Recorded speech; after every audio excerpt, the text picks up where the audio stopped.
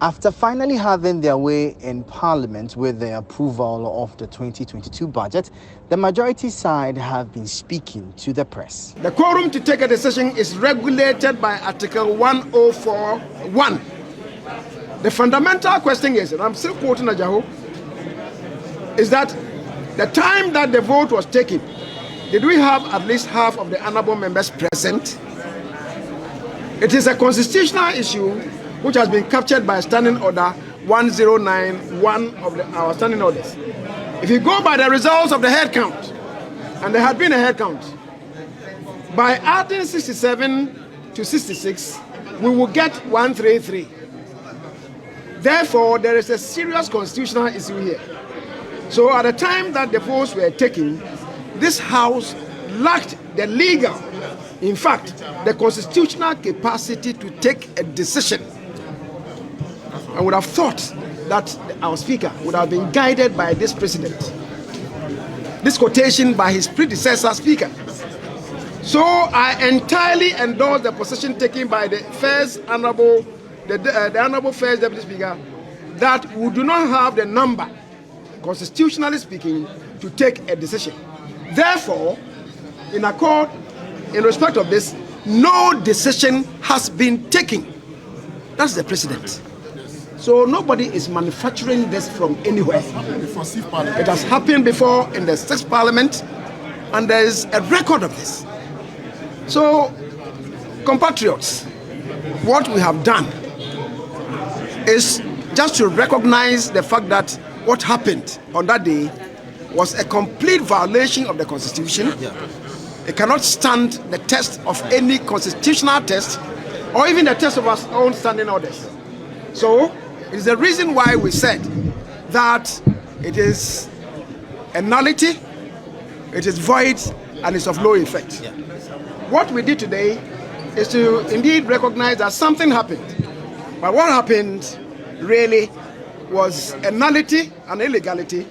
So what we did today was to reinstate, so to speak, the original motion and have a properly constituted House take a vote on it. And as you have seen, the decision is that we have approved of the motion moved by the minister responsible for finance, who, representing the president, submitted to this House the budget statement and economic policy of the government for the year ending December 31st, 2022.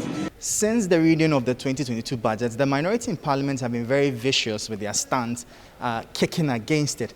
One would have expected to see them in their numbers in Parliament today to continue with that agenda, but they weren't in Parliament. So what could have accounted for that decision?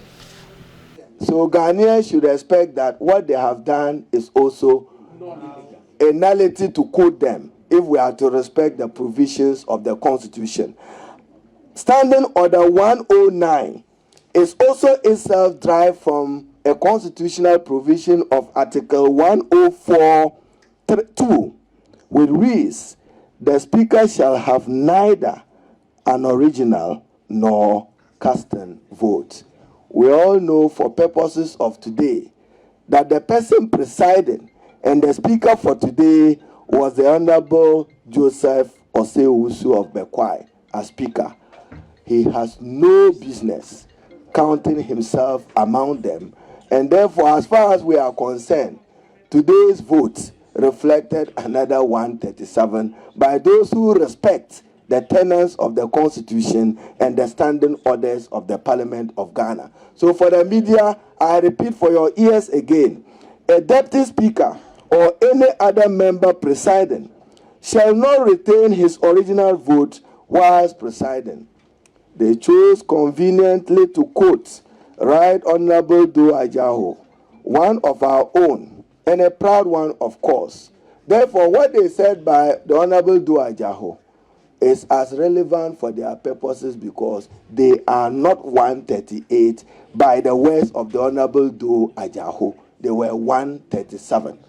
We then support the e-levy in its form and character as announced in paragraph 315 and 316 of the budget statement, our indication to them to revise it to take care of the ordinary people, particularly people who depend on $100 remittances from abroad, even when the ranking member of finance schooled them that not all the remittances go to household. Some of it is for purposes of business, capital. As the Honorable Adongo observed, you don't tax capital. So concessions, I want anybody to show to me where they have approved a budget subject to unknown concessions. The concessions are known only to Minister of Finance and to the Honorable Kyei-Mensah-Bonsu. Is that how the Parliament of Ghana should work? Is that how Parliament should approve a budget policy and economic policy statement of government?